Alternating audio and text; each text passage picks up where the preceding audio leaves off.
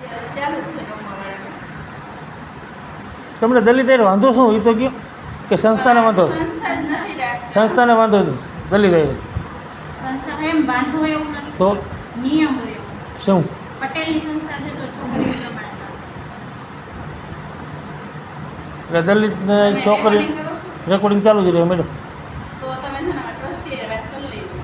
આ અમે તો અહીંયા કામ ટ્રસ્ટી યાર વાત મને વાંધો એ કે આજે મારું 1500 રૂપિયા પેટ્રોલ બગાડ્યું હોય, તમે મારો ટાઈમ બગાડ્યો છે, મારી છોકરીનો આખું વરસ ફેલ થાય એમ છે, અને હવે તમે એમ કહો છો કે હવે હરિજનને તમને દલિત સમાજને એડમિશન ન મળે. એમાં વરસ ક્યાં થયા? હજી ક્યાં ચાલુ થઈ ગયું? ભાઈ નો. પણ તો તમારે મહિનાથી પહેલાં મને ના પાડી દેવું હતું ને કે દલિત સમાજને નહીં મળે એડમિશન. પણ ઈ તો આ બેન નવા હે એટલે ન ખબર હજી આ રેક્ટર નથી આવ્યા. આવશે વેકેશન ખુલશે ને ત્યારે. કોને આ બેન ભણેલા નથી પણ એના હોય પણ તો? નવા છે એટલે એને ન ખબર હોય. તો શું એને નથી ખબર એ પણ કહ્યું દલિતને હરિજનમાં કંઈ ખબર નથી પડતી એવું કંઈ. એને નહોતી ખબર કે દલિત અટક છે ને હરીશમાં આવે.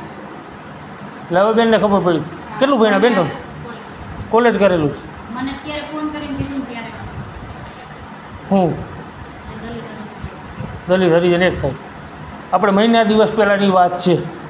1 મહિના પહેલાં હું તમારી પાસે પૂછપરછ કરવા આવ્યો હતો, એડમિશન તો નહીં. બરાબર. મારી વાત સાંભળો, 1 મહિના પહેલાં હું તમને પૂછું.